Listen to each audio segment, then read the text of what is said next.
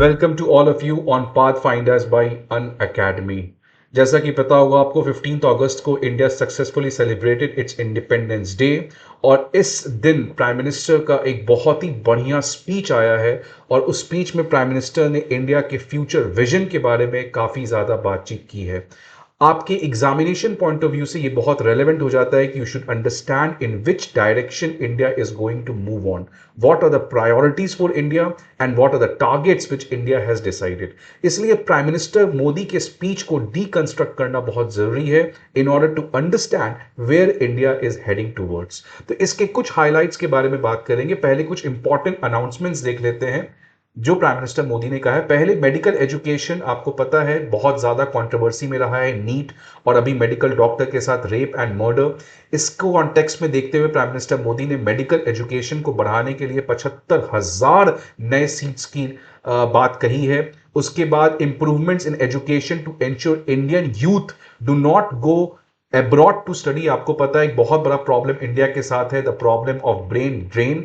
इसको रोकने के लिए प्राइम मिनिस्टर मोदी ने कहा है कि किस तरीके से इंडियन यूथ को क्वालिटेटिव एजुकेशन इंडिया में दिया जा सके। आपको पता है इंडिया में क्वांटिटेटिवली एजुकेशन काफी बढ़ गया है। We have around 100% enrolment because of right to education, but quantity में बढ़ा है। लेकिन अगर अभी भी आप गवर्नमेंट कॉलेजेस स्कूल्स की क्वालिटी की बात करते हैं तो उसमें अभी भी सुधार नहीं आया है और बहुत कम सीट्स हैं जिसकी वजह से कंपटीशन क्लियर नहीं कर पाते हैं यूथ और वो फिर बाहर चले जाते हैं, जिसकी वजह से हमारे इकोनॉमी और हमारे इंटेलेक्चुअल टैलेंट में काफी ज्यादा कमी आती है। इसके बाद प्राइम मिनिस्टर मोदी ने क्लाइमेट चेंज के लिए, जो कि पहले से एक टारगेट पंचामृत का प्राइम मिनिस्टर ने टारगेट दिया था, 5 गोल जो इंडिया को 2030 तक अचीव करना है, उसमें अगेन प्राइम मिनिस्टर मोदी ने इसको वापस से कहा है कि India will achieve 500 gigawatt of non renewable energy target by 2030, net zero emission in railways. Confuse मत होना, इंडिया ने नेट जीरो एमिशन का टारगेट रखा है 2070 का, वो ओवरऑल इकोनॉमी के लिए, ये केवल रेलवे का है बाय 2030। और साथ साथ India is preparing to host 2036 Olympics, ये भी प्राइम मिनिस्टर मोदी ने कहा है। इसका मतलब आने वाले टाइम में स्पोर्ट्स और गवर्नेंस इनके ऊपर काफी ज्यादा फोकस होने वाला है। इसके बाद एक काफी इंटरेस्टिंग चीज प्राइम मिनिस्टर मोदी ने अनाउंस किया है कि prime minister Modi will target to bring 1 lakh youth in the political system whose family have no political background। मतलब वैसे 1 लाख यंग लोग को लाएंगे जिसका पॉलिटिकल फैमिली से कोई लेना देना नहीं है। इसका मतलब प्राइम मिनिस्टर मोदी पॉलिटिक्स में फ्रेश टैलेंट, यंग एनर्जी को लाना चाहते हैं। सो ये कुछ इंपॉर्टेंट अनाउंसमेंट्स हैं। अब एक एक करके हम लोग बाकी अनाउंसमेंट्स के बारे में बात करेंगे। सबसे पहला टारगेट आपको पता है विकसित भारत का, जब इंडिया जो है आपको पता है अमृत काल में एंटर कर चुका है और अमृत काल में इंडिया जो है उसने प्लेज लिया है कि by 2047 India will become a developed economy. आगे बढ़ने के पहले एक इंपॉर्टेंट इंफॉर्मेशन, अनअकैडमी आईएएस के ऑफलाइन ब्रांचेस इंग्लिश मीडियम में करोल बाग पे स्टार्ट होने जा रहे हैं और हिंदी मीडियम में मुखर्जी नगर ब्रांच पे स्टार्ट होने जा रहे हैं। इसके अलावा प्रयागराज में हमारा हिंदी प्लस इंग्लिश दोनों मीडियम में बैच स्टार्ट होने जा रहा है। इसके अलावा if you need any other information feel free to visit our branch, download the Unacademy app. ठीक है, अब हम आगे बढ़ते हैं। For Viksit Bharat 2047 we invite suggestions from the countryman. Prime minister Modi ने कहा है कि आपके जो भी ड्रीम्स हैं, एस्पिरेशंस हैं, उसके बारे में आप आके सरकार को बताएं, तभी सरकार आपके सुझाव से आगे बढ़ सकती है। इसके बाद प्राइम मिनिस्टर मोदी ने कहा है कि India is soon going to become the world's 3rd largest economy. आपको पता है India has already become the 5th largest economy और already India is the 3rd largest economy in terms of PPP, but in general India is soon going to become the world's 3rd largest economy at the current exchange price also. इसके बाद prime minister Modi ने कहा है कि किस तरीके से Indian origin CEOs जो हैं वो दुनिया भर में बदलाव ला रहे हैं। जिस तरीके से आप देखोगे माइक्रोसॉफ्ट के सीईओ सत्या नडेला, गूगल के सीईओ सुंदर पिचाई, वर्ल्ड बैंक के हेड अजय बंगा, ऐसे कई तमाम इंडियन बॉर्न सीईओज हैं। अब तो इनफैक्ट अगर आप यूएस की बात करो तो यूएस में जो प्रेसिडेंशियल कैंडिडेट है कमला हैरिस और यूएस में जो वाइस प्रेसिडेंशियल कैंडिडेट है उनकी जो वाइफ है वो भी इंडियन ऑरिजिन से है। और कुछ महीने पहले तक यूके के प्राइम मिनिस्टर भी इंडियन थे। सो इंडियन जो है वो आने वाले समय में एक विश्व गुरु, एक बहुत बड़ा पावर बनने जा रहा है। उसके बाद प्राइम मिनिस्टर मोदी ने गवर्नेंस सिस्टम, जस्टिस सिस्टम को रिफॉर्म करने की बात की है।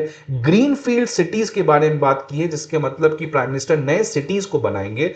बिकॉज आपको पता है कि जितने भी करंट सिटीज हैं लाइक मुंबई, दिल्ली और हैदराबाद, चेन्नई, ये सारे कंजेस्टेड हो गए हैं। अब नए सिटीज बनाएंगे सो दैट डिसेंट्रलाइजेशन हो सके, अर्बनाइजेशन को हम सस्टेनेबल बेसिस पे आगे ले जा सके। उसके बाद प्राइम मिनिस्टर मोदी ने 6G टेक्नोलॉजी के बारे में बात किया है।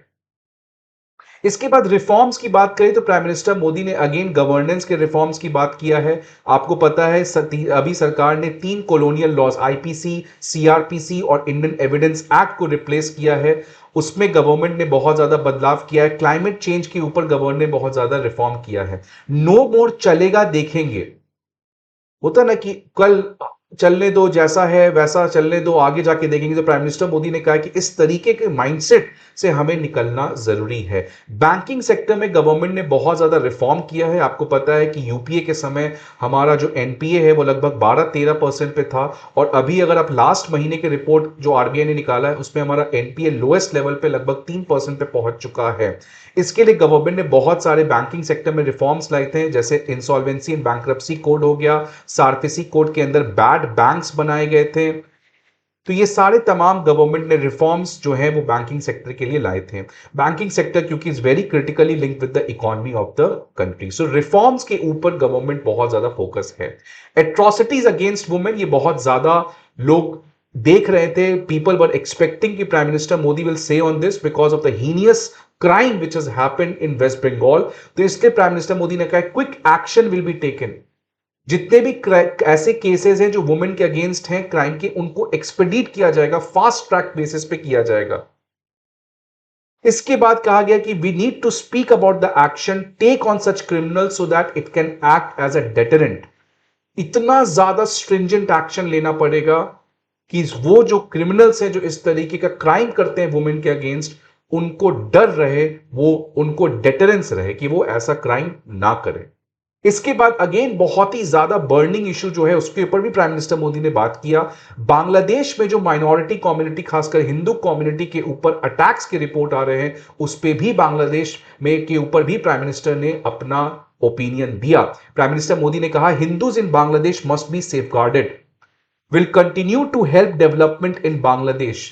तो ये प्राइम मिनिस्टर मोदी का कहना है कि एनी पर्सन हुए वो comes to power, Khaleda Zia रहे या मोहम्मद यूनुस रहे, कोई भी रहे, it doesn't matter, India sees Bangladesh as its neighbour and India is ready to help, ready to support and ready to build excellent partnership with Bangladesh. So prime minister Modi ने बांग्लादेश और बांग्लादेश में हिंदूज पॉपुलेशन के बारे में बात किया है। इसके बाद प्राइम मिनिस्टर मोदी ने, क्योंकि आपको पता है प्राइम मिनिस्टर मोदी और बीजेपी पार्टी के 3 इंपॉर्टेंट गोल थे। पहला 2 गोल पूरा हो चुका है, राम मंदिर का और उसके बाद हमारा आर्टिकल 370 को एब्रोगेट करने का। तीसरा टारगेट जो एनडीए का बचा हुआ है, जो इस टर्म में प्रोबेबली पूरा होने जाएगा, वो है यूनिफॉर्म सिविल कोड। ऑलरेडी आपको पता है उत्तराखंड में यूनिफॉर्म सिविल कोड को इंप्लीमेंट किया गया है, वो एक ट्रेलर था। अब प्राइम मिनिस्टर मोदी ने वापस से यूसीसी के बारे में बात किया है कि किस तरीके से एक सेक्युलर सिविल कोड आना चाहिए सो दैट गरीब अमीर, मेन वुमेन, फॉरवर्ड बैकवर्ड, ऐसे कोई भी डिस्क्रिमिनेशन उन सेक्युलर लॉज के अंदर हटाए जा सके। इसके अलावा प्राइम मिनिस्टर मोदी ने बात किया है क्या क्या चैलेंजेस हैं और उन चैलेंजेस से हमें कैसे लड़ना है। बिकॉज आपको पता है दुनिया अभी बहुत ज्यादा वॉलेटाइल है। इंटरनल चैलेंजेस में आप देख रहे हो किस तरीके से अचानक देश कोलैप्स कर जा रहे हैं। श्रीलंका कोलैप्स हो गया, बांग्लादेश कोलैप्स हो गया, म्यांमार कोलैप्स हो गया, पाकिस्तान हो सकता है कोलैप्स करे। तो इंटरनली हर एक कंट्री का, खासकर पैंडेमिक के बाद जब इनइक्वालिटी बहुत बढ़ गई है, 3F क्राइसिस हो गया है, फूड, फ्यूल, फर्टिलाइजर। तो इस इंटरनल चैलेंजेस के साथ साथ और एक्सटर्नल चैलेंजेस आप देख सकते हो, रशिया यूक्रेन वॉर, जिस तरीके से इजराइल और ईरान के बीच में प्रॉब्लम बढ़ रहे हैं, और अगर ऐसा कोई भी खतरा आता है, मिडिल ईस्ट की स्टेबिलिटी पे इंपैक्ट पहुंचता है, तो उससे अचानक ऑयल के दाम बढ़ेंगे। और आपको याद होगा 1991 का फाइनेंशियल क्राइसिस, वो भी फर्स्ट गल्फ वॉर के बाद हुआ था। तो इस तरीके से आज हर एक कंट्री इंटरनल एक्सटर्नल चैलेंजेस से गुजर रही है और इसके बारे में प्राइम मिनिस्टर ने बात किया है। अगेन प्राइम मिनिस्टर मोदी ने जीरो टॉलरेंस टुवर्ड्स करप्शन के बारे में बात किया है। आप जानते हो कि प्राइम मिनिस्टर मोदी जब पावर में आए थे तो लोग का भरोसा था कि प्राइम मिनिस्टर मोदी और बीजेपी पार्टी करप्शन के अगेंस्ट खड़ी होगी, क्योंकि यूपीए के समय आपको पता है कोलगेट स्कैम, टेलीकॉम स्कैम, कितने 2G स्कैम, कितने तरीके के स्कैम्स थे जिसकी वजह से कांग्रेस पार्टी सफर की चुनाव में, और प्राइम मिनिस्टर मोदी हमेशा से करप्शन के अगेंस्ट रहे हैं। So NDA government has opened a war front against the corrupt. इसके अलावा स्पेस सेक्टर, आपको पता है prime minister Modi digital technology और स्पेस टेक्नोलॉजी इन दोनों के लिए काफी ज्यादा एक्साइटेड रहते हैं। आपको पता है चंद्रयान 3 अभी सक्सेस रहा इंडिया का। अभी इंडिया गगनयान लॉन्च करने जा रहा है। इसके बाद इंडिया जो है और भी कई तरीके के जो प्रोग्राम्स हैं वो लॉन्च करने जा रहा है। तो इस तरीके से गवर्नमेंट का स्पेस सेक्टर में काफी ज्यादा फोकस रहा है, और यही गवर्नमेंट ने स्टार्टअप्स के ऊपर फोकस किया। किस तरीके से, अभी आपको पता है अग्निकूल जो एक स्टार्टअप है जो अपना प्राइवेट रॉकेट लॉन्च की स्पेस पे, तो प्राइम मिनिस्टर मोदी का स्पेस सेक्टर के ऊपर काफी ज्यादा प्रायोरिटी है। एजुकेशन के ऊपर अगेन जैसा पहले भी मैंने बात किया 75,000 सीट्स इन मेडिकल सेक्टर बनेगा। उसके बाद प्राइम मिनिस्टर मोदी ने मदर टंग में बात किया है कि पढ़ाई कैसे लोकल लैंग्वेज में होना चाहिए, तभी एक बच्चे का जो फाउंडेशनल नॉलेज है वो अच्छे से हो सके। बिकॉज आपको पता है एक बच्चे का जो दिमाग है वो 85% डेवलप कर जाता है टिल 6 इयर्स ऑफ एज, और अगर 6 इयर्स ऑफ एज में आप उसको लोकल लैंग्वेज में पढ़ाओगे तो उसका जो ग्रास्पिंग पावर है, उसका जो समझने का पावर है, उसका जो वैल्यू सिस्टम है वो कई गुना ज्यादा बढ़ता है अगर आप उसको कोई foreign language such as English में पढ़ाओगे तो इसलिए एजुकेशन और खासकर लोकल लैंग्वेज के एजुकेशन और साथ साथ education which provides you the skill, इसके बारे में प्राइम मिनिस्टर मोदी ने बात किया है। इंटर्नशिप के बारे में आपको पता है ऑलरेडी इस बजट में फाइनेंस मिनिस्टर ने इंटर्नशिप के ऊपर बात किया कि किस तरीके से 500 इंडिया के टॉप कंपनीज इंटर्नशिप को प्रमोट करेंगे, और उसमें जो भी कंपनी का खर्च आएगा इंटर्न्स को देने में उसको सरकार सब्सिडाइज करेगी। तो इंटर्नशिप के ऊपर भी गवर्नमेंट का फोकस यहां पे देखने को मिल रहा है। अगेन प्राइम मिनिस्टर मोदी का वुमेन लेड डेवलपमेंट के ऊपर फोकस है। आपको पता है अभी रिसेंटली बीजेपी पार्टी और एनडीए ने नारी शक्ति अधिनियम बिल लाया था जिसमें लोकसभा और स्टेट लेजिस्लेटिव असेंबलीज में 33% रिजर्वेशन दिए जाएंगे। तो इसलिए बीजेपी ने अगेन और खासकर प्राइम मिनिस्टर मोदी ने वुमेन लेड डेवलपमेंट के ऊपर बात किया है। अगर आप देखोगे G20, तो G20 में भी इंडिया का एक बहुत इंपॉर्टेंट जो थीम था वो था आपका G20 के वुमेन के ऊपर। इसके बाद अगर बात करें फार्मिंग सेक्टर में, अगेन फार्मिंग सेक्टर अन्नदाता के ऊपर प्राइम मिनिस्टर मोदी ने अगेन बात किया है। आपको पता है अगर आप इस साल के इकोनॉमिक सर्वे में बात करोगे तो एग्रीकल्चर सेक्टर पिछले 5-6 साल से लगभग 4% से ग्रो कर रहा है। अगर 4% से आपका एग्रीकल्चर ग्रो करता है तो आपकी अर्थव्यवस्था इकोनॉमी 8% से ग्रो करती है। इसीलिए फार्मिंग सेक्टर जो है उसको प्राइम मिनिस्टर मोदी और बीजेपी पार्टी ने पिछले कई सालों से काफी ज्यादा फोकस में रखा है। ऑल्दो ये सही बात है कि फार्मर्स प्रोटेस्ट कर रहे हैं, एग्रीकल्चर में बहुत सारे प्रॉब्लम्स हैं, बट उन चीजों के बावजूद अगर आप देखोगे गवर्नमेंट की स्कीम्स, खासकर गवर्नमेंट लोन्स के लिए, टेक्नोलॉजी के लिए, मार्केटिंग रिफॉर्म्स जैसे ई नाम हो गया, टेक्नोलॉजी में हमारे पास ड्रोन्स का इस्तेमाल, लोन्स में आपको पता है पीएम किसान 6,000 रुपए पैसे दिए जाएंगे, किसान क्रेडिट कार्ड्स, तो ऐसे तमाम स्कीम्स, एमएसपी को कॉस्ट ऑफ प्रोडक्शन प्लस 50% ये करना। तो प्राइम मिनिस्टर मोदी का कहना था कि फार्मिंग सेक्टर में रिफॉर्म बहुत ज्यादा जरूरी है, बिकॉज आपको पता है कि आज एग्रीकल्चर बहुत सारे प्रॉब्लम से सफर कर रहा है, such as climate change, such as feminisation of agriculture, such as poor productivity, soils जो है वो अपने सारे न्यूट्रिएंट्स को खो दिए हैं, कॉस्ट ऑफ कल्टीवेशन बढ़ गया है, फार्मिंग में फ्रैगमेंटेशन हो गया है, एवरेज लैंड साइज इंडिया का 1.1 हेक्टेयर है, काफी छोटा लैंड है, 86% फार्मर स्मॉल एंड मार्जिनल है। तो ये सारी प्रॉब्लम से फार्मिंग गुजर रहा है, इसलिए रिफॉर्म्स एग्रीकल्चर सेक्टर में लाने की बात है। इसके अलावा प्राइम मिनिस्टर मोदी ने कहा है कि किस तरीके से इंडिया जो है वो दुनिया का अभी सबसे बड़ा मार्केट है। There is a golden opportunity as the world wants to invest in India. इसके लिए स्टेट्स, खासकर जो स्टेट गवर्नमेंट है, इनको गुड गवर्नेंस देना पड़ेगा, लॉ एंड ऑर्डर लाना पड़ेगा, लैंड सस्ते और क्लियरली प्राइवेट लोग को देना पड़ेगा। तो अगर स्टेट गवर्नमेंट अपना काम करेगी तभी इंडिया भी विकसित भारत की तरफ बढ़ सकता है। इसके बाद कुछ 10 साल में जो गवर्नमेंट के बड़े अचीवमेंट्स हैं उनमें एक अचीवमेंट है women self help groups. 10 crore womens become financially independent, हर घर जल, जल जीवन मिशन जो गवर्नमेंट ने लॉन्च किया था, वोकल फॉर लोकल, ये गवर्नमेंट का एक बहुत इंपॉर्टेंट स्कीम है। 10 crore women have attached to women self help cell, Lakhpati Didis, जो सेल्फ हेल्प ग्रुप की महिलाएं हैं उन वो कम से कम एक साल में 1 लाख रुपए कमाए, उसी को लखपति दीदी कहते हैं। तो इस तरीके की 1 करोड़ महिला बनाना है जो सालाना 1 लाख कमाए। इलेक्ट्रिसिटी सौभाग्य स्कीम के अंदर 2.5 करोड़ घर में पहुंचा है, नॉर्थ ईस्ट के ऊपर फोकस है।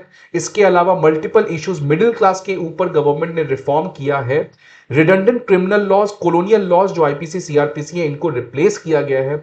इसके अलावा पीएलआई स्कीम के बारे में बात किया गया। आपको पता है पीएलआई स्कीम एक बहुत बड़ा स्टेप है गवर्नमेंट के द्वारा मैन्युफैक्चरिंग सेक्टर को इंप्रूव करने के लिए। डिफेंस आपको पता है कि एक तरीके से किस तरीके से India has always been a country which used to import defence equipment. आज इंडिया ने ब्रह्मोस मिसाइल फिलीपींस को बेचा है। आज इंडिया लगभग 10,000 करोड़ का डिफेंस एक्सपोर्ट कर रही है। टेररिज्म और इन तरीके के जो लेफ्ट विंग एक्सट्रीमिज्म है उसके खिलाफ गवर्नमेंट सर्जिकल स्ट्राइक करती थी और आने वाले टाइम में करते रहेगी। तो ये कुछ इंपॉर्टेंट प्रायोरिटीज, इंपॉर्टेंट विजन जो प्राइम मिनिस्टर मोदी की तरफ से आ रहे हैं। अगर इसके अलावा आप प्रेसिडेंट के स्पीच को देखोगे तो प्रेसिडेंट द्रौपदी मुर्मू ने भी सोशल जस्टिस, एफर्मेटिव एक्शन, इन चीजों के बारे में बात किया है। अब ये आपको एनालाइज करना है कि किस तरीके से गवर्नमेंट जो है वो आने वाले टाइम में अपना प्रायोरिटी सेट करेगी।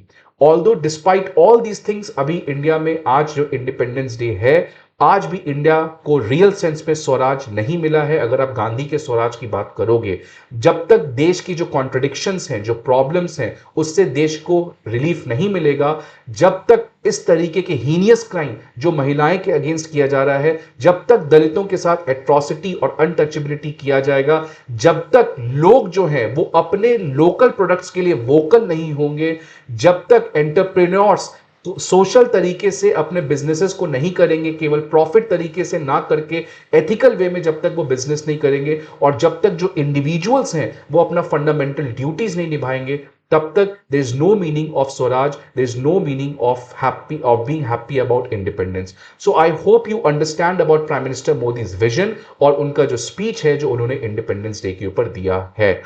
सी you again in the next video. Thank you and Jai Hind.